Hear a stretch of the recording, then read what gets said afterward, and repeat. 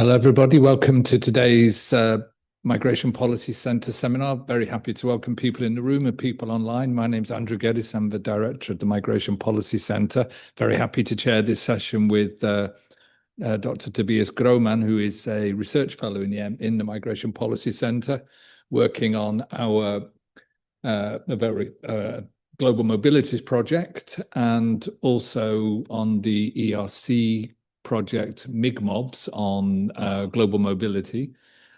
So Tobias is today going to speak on the topic of household size and international migration, speaking for around 20-25 minutes, and then there'll be plenty of time for Q&A. So, and for those joining us online, preferably if you can want to put your questions into the chat box. Though, I mean, if you really want to, also you can put your hand up and intervene in person as well. So however you prefer to intervene, we encourage everybody who wants to get involved in a conversation to do so. So without further ado, happy to hand over to Tobias. Thanks, Andrew, for the nice introduction. I'm very happy to present this paper, which comes actually out of my PhD thesis, but it is all new data and all new methods, but similar results or the very same results. So I feel validated in what I did a few years ago. So this paper is about household sizes and international migration, and specifically how household sizes on average affect international migration between countries. I'm not the only one who's concerned about household sizes in the world. Just this morning, I saw a post by Eurostat who published household size data from Europe in 2024. And as we can see, also on this other map here, on the other side, household sizes differ widely. Average household sizes differ widely across countries, and that may mean something. And the question is how this mega trend, let's say, of shrinking household sizes, how this co-evolves and affects international migration flows. Why household sizes? Well, I think they record profound demographic and social cultural changes in countries and societies. So overall, as I said already, there's a global trend towards smaller household sizes. What might be behind this? On the one hand, there might be a demographic transition, meaning that there's a shift from high to low fertility and mortality in populations. And then there might also be behind this socio-cultural changes, namely a shift from community dependence in the populations towards individual autonomy. And that might be expressed in things such as self-actualization, self-sufficiency, but also, of course, the expansion of women's rights with this changing family ideals and fertility decisions. Today, in this presentation, I'm going to focus on the second point, namely the socio-cultural changes, and leave the demographic transition out. That's something that I will need to work on a bit more. I'm more familiar with these socio-cultural changes so far.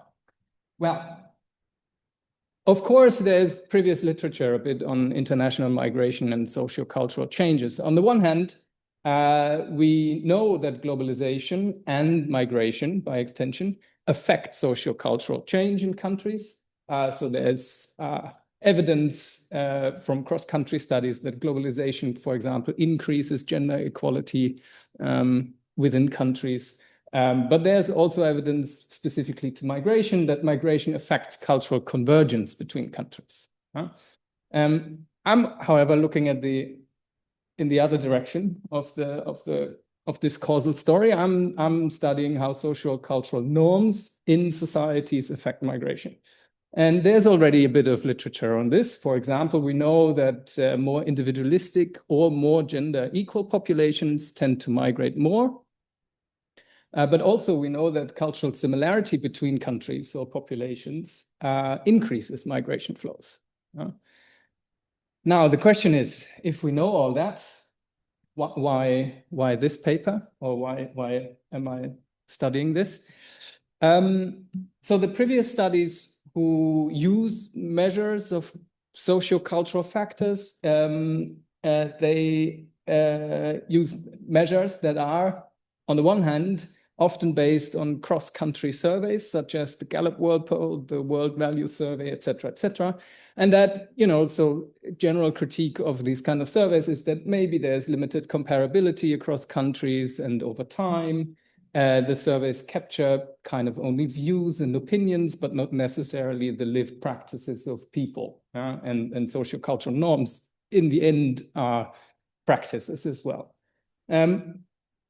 Many of these previous indicators used for socio-cultural factors in migration, they are also time invariant. So for example, language similarity is often used between countries, but this is just similarity between languages and doesn't change over time. So what we're missing is this entire dimension of dynamic changes in similarities between countries, because some countries might move towards some kind of ideal quicker than others, et cetera. So we're missing out on these dynamics. Furthermore, most of the previous studies, at least that I'm aware of, they use often data just based on OECD countries. And of course, we know that we're missing out on a lot of migration movements if we're using that data. And our goal is to decenter, right? We want to look at the whole thing. Then third point is that conceptually, often previous studies just focus on cultural selection or cultural sorting of migrants, but not on the interaction between the two. Cultural selection is the idea that people select into emigrating, into migration because of cultural factors, because of predispositions that they have and their compatriots may not have. And cultural sorting is about the decision where to go. It's not whether to go, but where to go. And then previous evidence is also based on kind of outdated and inadequate empirical methods, and I'm going to try to remedy this a bit in this paper. All right, so what do I do? First of all, I'm going to use survey and census-based data on household sizes from 156 countries between 1960 and 2020. And this data comes from a project, I think it's also an ERC-funded project, Co-Residence. They are in Spain, I think, and Eurostat.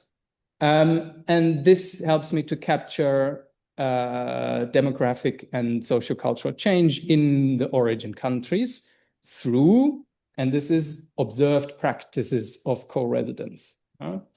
Then using the distribution of how many people or of the share of people who live in household sizes of 1 person, 2 person, 3 person, etc., I will construct a similarity index, which then captures the specific dynamics between countries in terms of how similar they are with respect to household sizes. Then I'm going to throw all of this in a structural gravity model that I estimate with PPML, high dimensional fixed effects, and also domestic migration flows, following best practices in the trade literature to identify the effect of the smaller household sizes and the similarity between countries.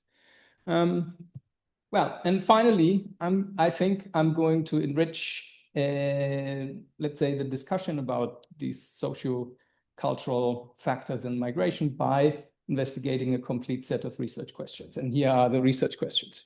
So first of all, remember that I think that, or I take smaller household sizes as an indicator for a more individualistic society. That I'll take at the moment as a given. So the first question is, do shrinking household sizes at origin generate higher migration? Why would we think that? Well, there is a selection of individualistic individuals into migration. We know that from previous study. That's the so-called voluntary settlement hypothesis. And so higher migration propensity so we would expect to observe higher migration from more individualistic societies, ceteris paribus. So that is controlling for all kinds of other factors. The second question is, does greater household size similarity between countries increase migration? And that is a sorting question. And the question is, where do people go? And there's this idea of birds of a feather flock together. So you'd rather seek out communities that are similar to your own views and values, and you go there. And then with the third and fourth question, I'm going to just refine the first and second a bit more by looking into heterogeneities, but we'll talk about this when we come to the results. I think we should go to the data and the empirics. Well, I said that I use 2 indicators. The first one is average household sizes, and I use this co-residence database, but also Eurostat census rounds, and I bring them together. I impute a bit of missing data when years are missing. Then I also compute this index of household size similarity. Note here that I do not only have average household sizes, but I also have the population shares of people who live in 1-person, 2-person, 3-person households. And with this, I can compute a kind of Herfindahl-style concentration index. And that gives me the probability that 2 randomly drawn individuals from separate countries live in a household of the same size. That's just the probabilities. And that I'd take as a similarity measure. They would be able to, they share some kind of lived experience of living in a household of size 1 or 2, etc. Okay. This is the data over time. And overall, we see that there is slow, but there are slowly shrinking household sizes between 1960 and 2022. I actually think that we should look at this little animation that I made. I'm proud and I hope it works. Yes. So here we see the development of average household sizes between 1960 across the sample that I have and across countries. We observe, as I said earlier, differences between countries, between regions in the world, but also within countries. So also within countries, average household sizes change. For example, note that in South America, they start with dark colors mean high household sizes, lighter colors are low household sizes. So in South America, for example, the colors tend to go lighter over time. Similar in Europe, also in South Asia. This is kind of the image. Okay, so these are the average household sizes that I use. And then, as I said, I also have these population shares by household size. And I've picked some example countries here to show this. For example, on the top left, we have France. And note that the dark purple line indicates 6-person households. And we see here that in France, for example, a relatively high share of the population lived in 6-person or larger households Okay, I don't know where my cursor is anymore. In 1960, but this share declined over time. And at the same time, we see a rise of 1-person households, 2-person households, but also 3- and 4-person households who kind of peak around the 1980s, 70s in France, and then actually diminish again. We see similar patterns in the US and Austria. That just shows that Western countries kind of go through similar transitions maybe at different speeds, but okay. And then we can also see, for example, in Morocco and Togo, that they start at very different levels with respect to co-residence. But also here we observe changes. For example, in Morocco, that the share of the 6-person households, that's the dark line at the top, that then decreases. Well, it decreases, whereas other types of household sizes increase in importance. Okay, based on this, I compute a similarity score between countries, which you see here. The black dots or the black dotted line at the top in each of these graphs shows my overall household size similarity index. The individual lines are similarities with respect to 1-person, 2-person, 3-person households, etc. Of course, I'm comparing country pairs here. I'm also comparing France to France, for example. So then the similarity score would say, if I randomly pick 2 individuals from France, how much is the likelihood that they actually live in a household of the same size?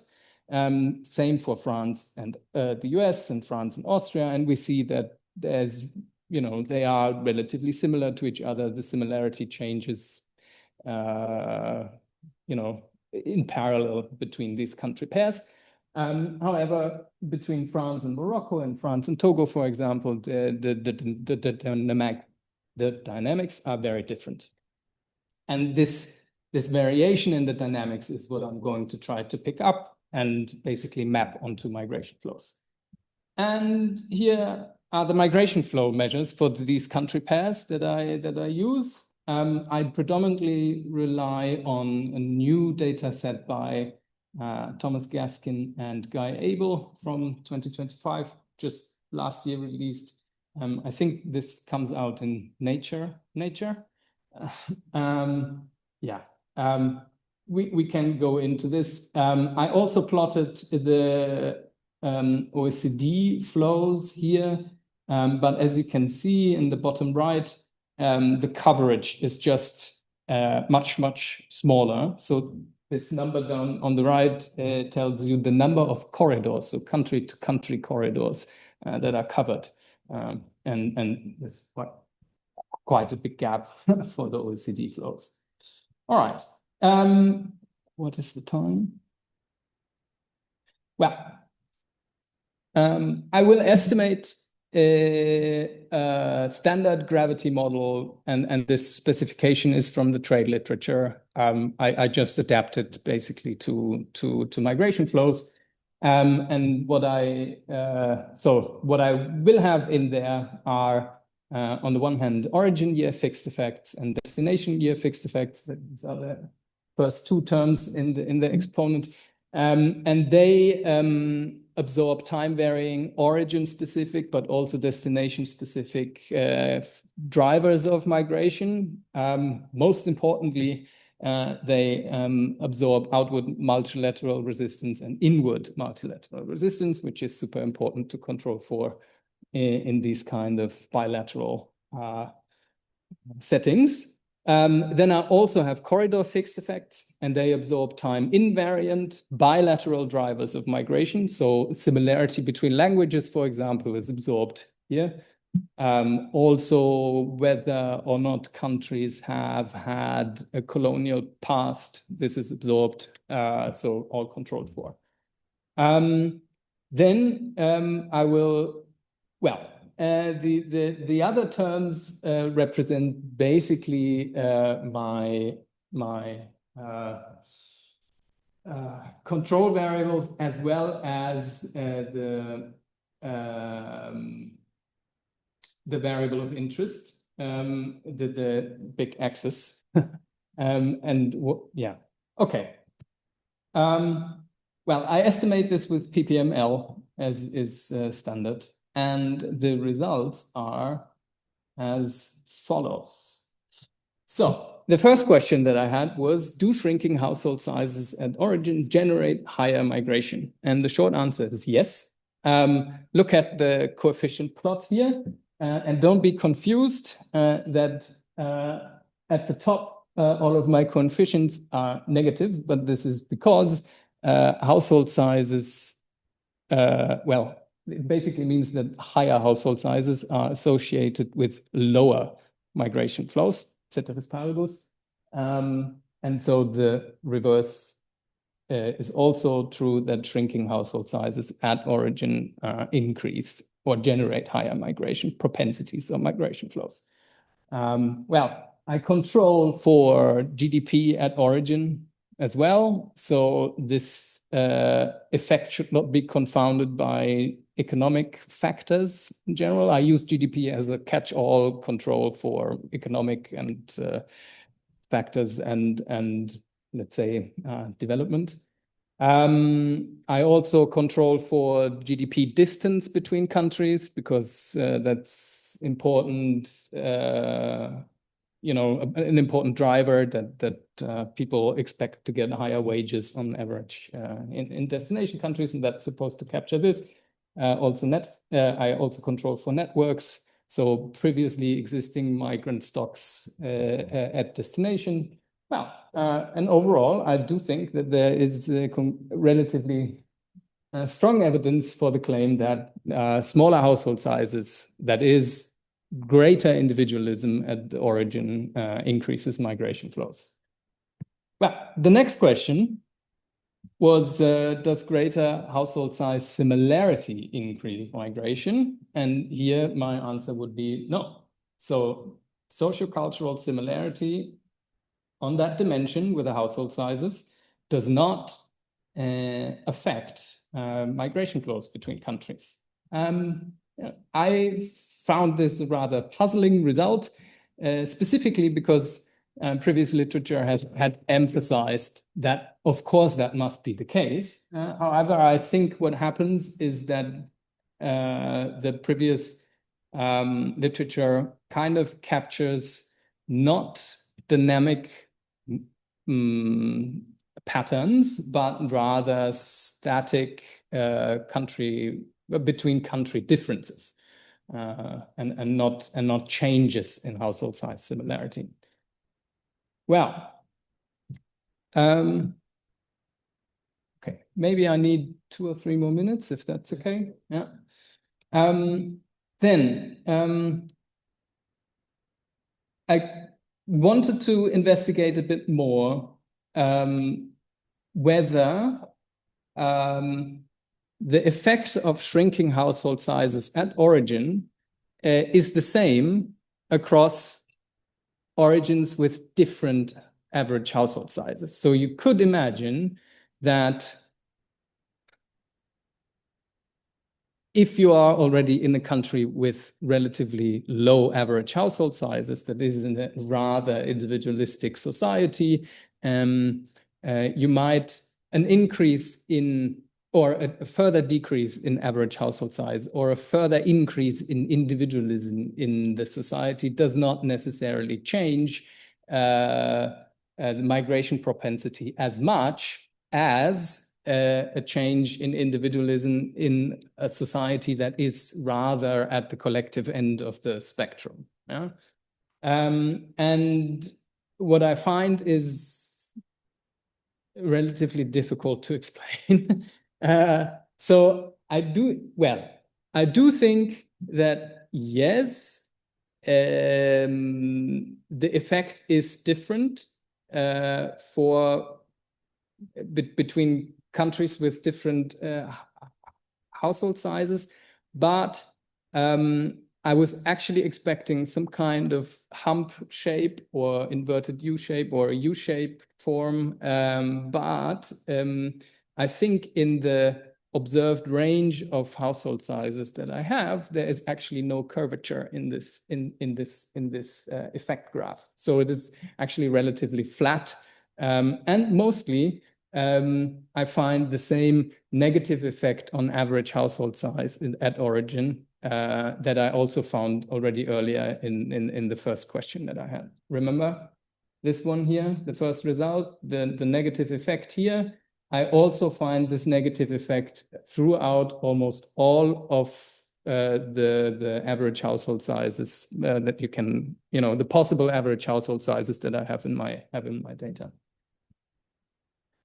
Then I went on to also investigate this, basically the same heterogeneity, but with respect to similarity between countries. So question is the effect of household size similarity the same across origins with different average household sizes? So you might think that, there are many stories that you could think.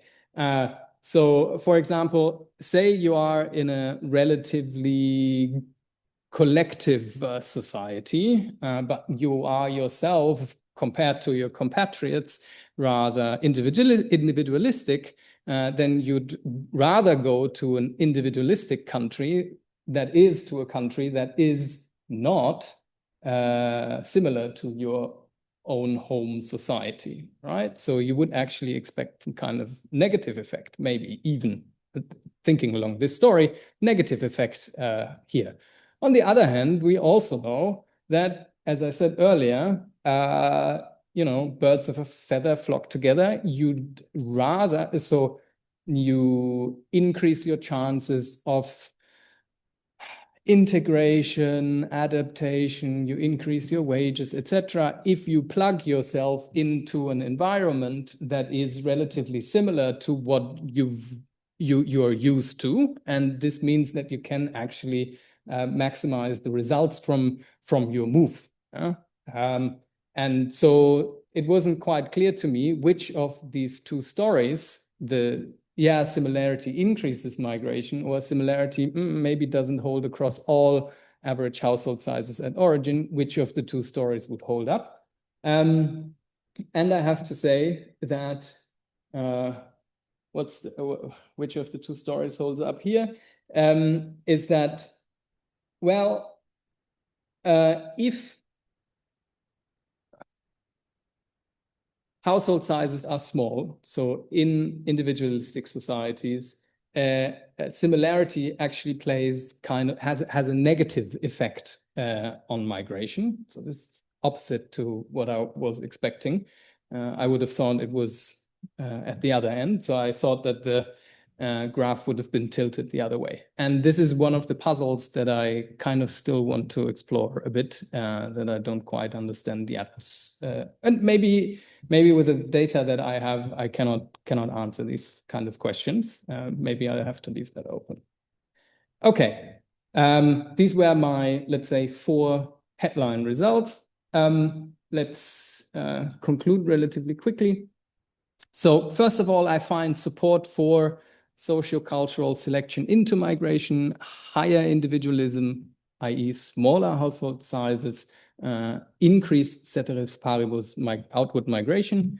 There is no evidence that socio-cultural similarity based on these household sizes increases bilateral flows on average. There's no evidence for strong heterogeneous cultural selection across different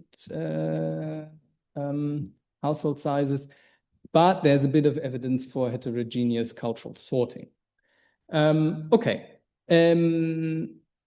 What I said earlier is that I've focused now on the socio-cultural aspect of household sizes, but there's, of course, also a demographic transition aspect to the household sizes, and I haven't explored this yet. I want to integrate or discuss a bit more.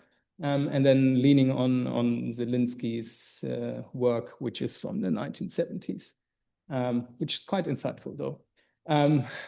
Of course, my work here only focused on one dimension of socio-cultural change, that particular to individualism and collectivism. There might be other dimensions that are totally not captured here. So I'm not saying that this captures all socio-cultural change, but it's one dimension.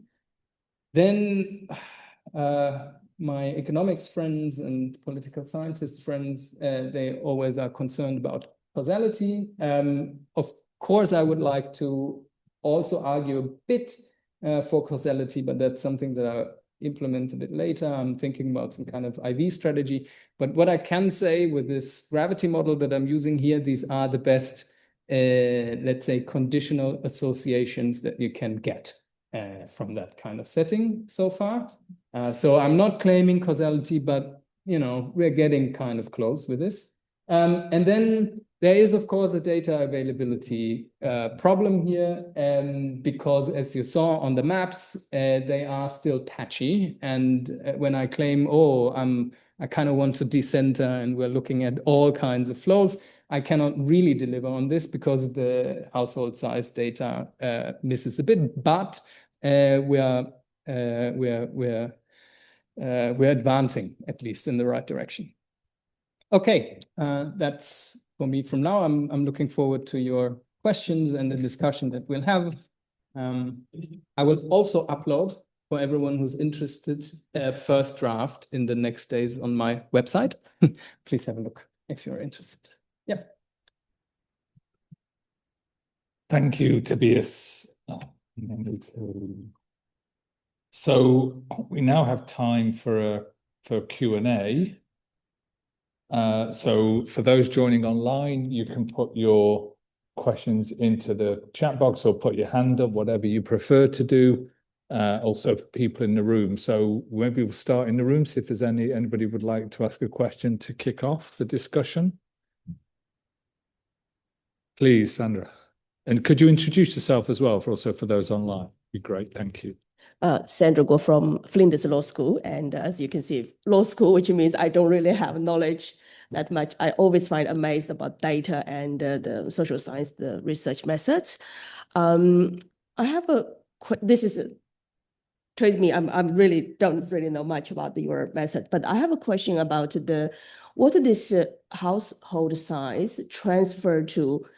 Let's say you get the conclusion, you have your results, right? A, B, C, D, and what is transfer to the policy? What's this? Because we cannot change people's household size, or maybe we can through long-term policy.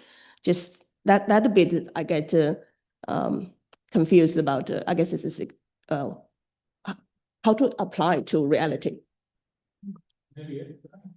Maybe. Because I find the socio-cultural focus is very interesting. But and it may be in the paper, and I'm sure you thought about this, because it seems all very plausible. But how do you take household size to tell how individualistic or collectivist a society is? So maybe for me, culture is about values, and not necessarily just how many people live together. And I can see that there might, and so I was. So I can see you can have low households because you've got kind of declining fertility rates, you've got an aging population. And is that, how do you understand that? Or how do you understand that there's also been something to do with becoming more individualistic? Do you see what I'm getting at? And also, I was thinking the analysis was really interesting because also of its implications, because this socio-cultural focus might also have implications the way that for the effects of migration. So, the ideas about social remittances, the way that ideas and thinking travel through migration, if migrants themselves are also more individualistic. So I was thinking how your work on the way households are structured can also shape how migrants then think and behave, because presumably there's some kind of transmission from the effects you're interested in terms of households, then through things like, what's called social remittances and migrant networks as well. So, throw those one into discussion as well. And obviously, if anybody wants to join online, just put your hand up if you want to. We could start with those. Yeah. Thanks so much. I'll try to go through. Well, the policy question is I think quite interesting. So what do you do with that, with these findings? I have to say that this is probably a rather policy removed paper and research. So this is more into it's more about the social, maybe the psychological drivers of migration that I'm not sure whether we actually want to aspire to regulate with policy in some way, right? So I I think I have to take this stance. It would be so I had been thinking about, for example, investigating bigger fertility policies. For example, the one-child policy in China, etc., on how these kind of interventions in how people, probably then lumped together in households, how they would transfer into migration flows. But I would say that for me would be a next paper. This is not something that I would tackle here, but this is this would be a super interesting topic. Also, the introduction of the pill, for example, in the 60s and 70s, which changed how fertility choices, in families. So, yeah. Why? This is a good question, Andrew, about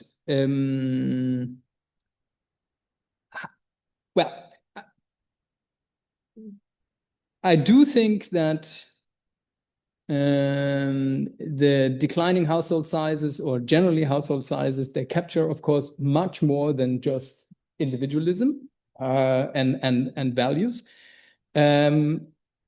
For example, also low fertility rates, and these low fertility rates, they might be, of course, influenced by by scientific progress, technological progress, but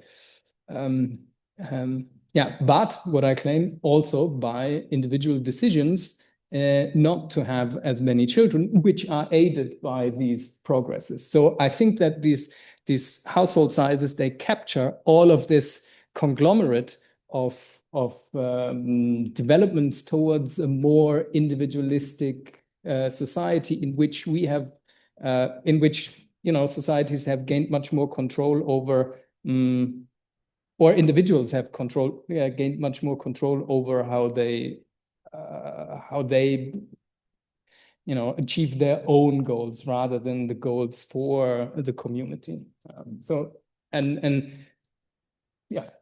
think that's what they're supposed to capture. Social remittances.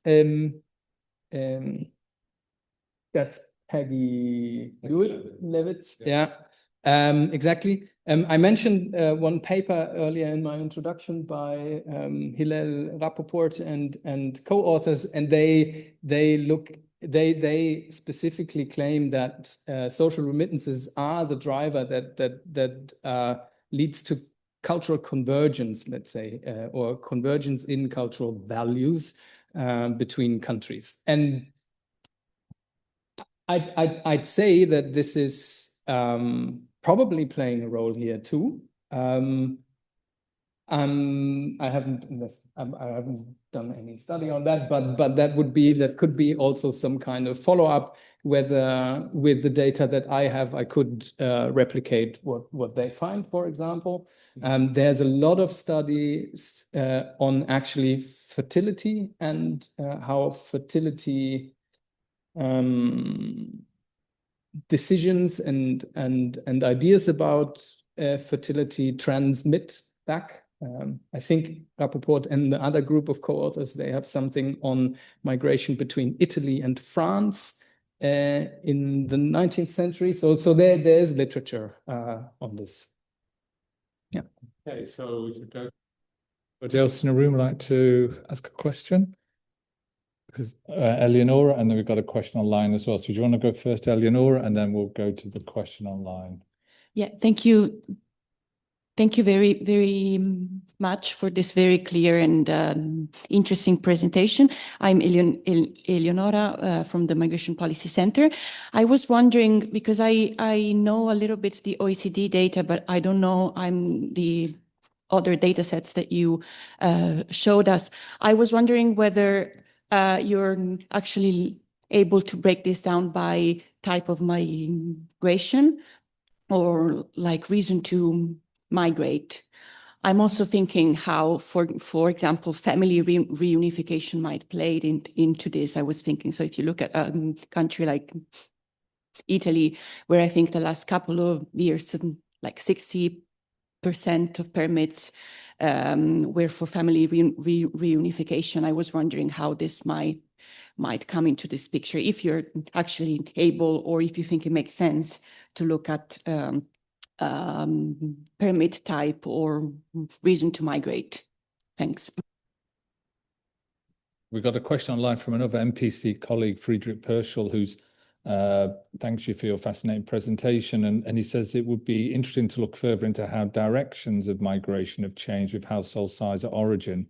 After all, the choice of destination may also have become more individualistic, and having your own household might mean that you can also implement your individualistic preferences without relying on help from others. Do you want to those two questions? Nice straightforward questions for you. Yeah, thanks. First, regarding Eleonora's question, that would be the dream. If I could, let's say, distinguish between, well, types of flows and motives. Yeah.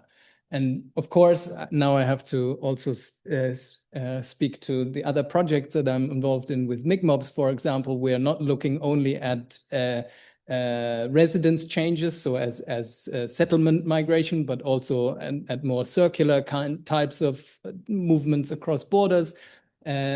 So that would be super interesting to take into account and to see how, well, also, you know, allowing, so now we're coming back to policies, maybe allowing certain kinds of migration for certain permits of migration, how that would interact with this. But I have to say, not in this paper, it's already long enough. But I mean, this is, yeah, of course, that's avenue for future investigation, I would say. Regarding Friedrich's question, I think it's, thanks Friedrich for the question. I think this is also super interesting, kind of problem that, or not problem, but issue that you're throwing up there. I wonder whether I can actually implement it with my data or with the country-to-country data that I have. I do think I have to think about it. I find this a quite nice suggestion actually, to look at how the destinations have changed. Actually, I might be able to do that.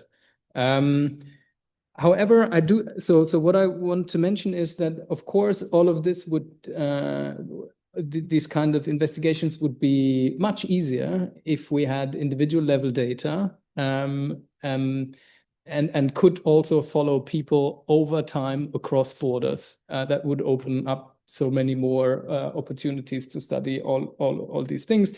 Because, of course, so one distinction, for example, that I can make with the data that I'm using is that between kind of a country of birth definition of migration versus a country of previous residence definition. And I see slight differences between those, but that's the only sort of difference that the data allows at the moment. So, for example, onward migration could also be influenced by these cultural factors and then by the cultural factors all the way back home. But that is very difficult to track these trajectories of people if you don't have individual level data. Yeah. So we have a question in the room and a couple of questions online, so please. Hello, Pegaso Uri, Stanford University program here is in Florence. Thank you very much for the fascinating presentation. You mentioned you considered the economic situation of the countries of origin in your analysis. Have you considered also the political context of the countries of origin in having an impact? Because I can imagine that more communitarian countries might have different kind of result also depending on that factor. Thank you. And we've got another question online from another MPC colleague, Ettore Recchi, who Tobias knows well, his question is, household size is quite a neglected demographic indicator, use it as a proxy for individualism. In the reverse is a brilliant idea. However, I wonder whether you can validate this claim, double checking with survey data on values, because one of the possible objections is that household size is not so much about individual preferences, but about economic constraints. People who might want to live alone cannot afford to do so. So do you want to respond to those questions? Excellent questions. Of course, the political situation in the origin countries, as well as the destination countries, but I'm focusing more on origin countries here, plays a role. I do not specifically look at those. However, I have to say that within the gravity model and the fixed effect structure that I'm using, I would be controlling for these political conditions. So the political conditions at origin and destination are absorbed for. However, I don't know. So, they're controlled for, but I don't know what they do and how they perhaps interact with the effects that I see. So that I could. Okay, so now that you say that, I could also investigate how political changes interact with the effect that I see from origin household sizes. So yeah, that would be interesting. Yeah, thank you.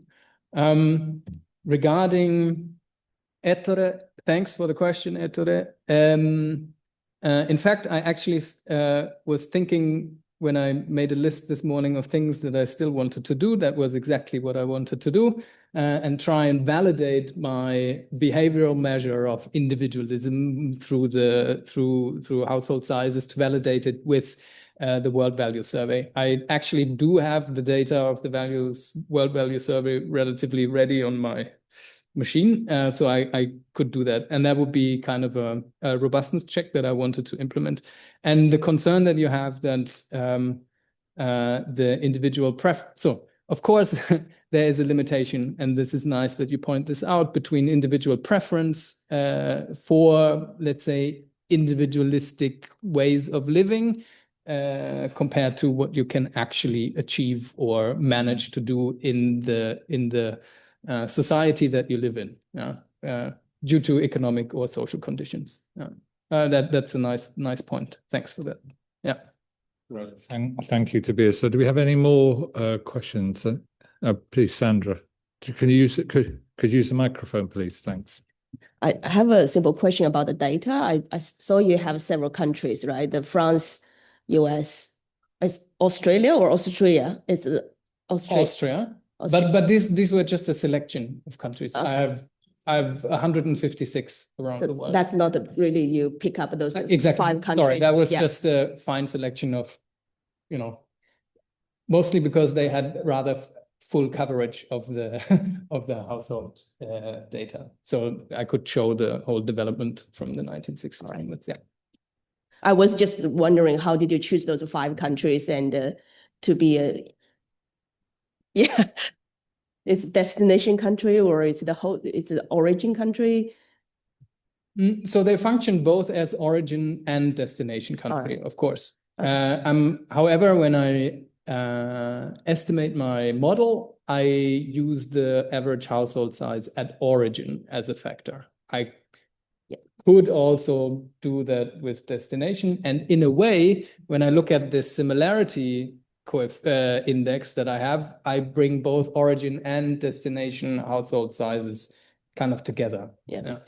But not in a way that Friedrich suggested. I would have to look into that. Okay. More.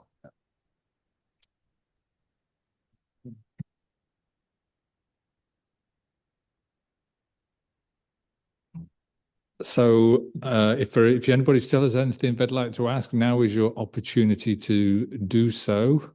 I'm not seeing any hands or anything in the chat box, so I think we'll close the seminar here. Many thanks to Friedrich's fascinating presentation. Thanks also to those who've asked questions in person or online. So just really before closing, say, obviously keep in touch with the Migration Policy Centre. We have more meetings and seminars coming up, which people are very welcome to attend, and you'll find on our our mailing list. So I wish you a good rest of the day. Thank you for joining us. Thank you.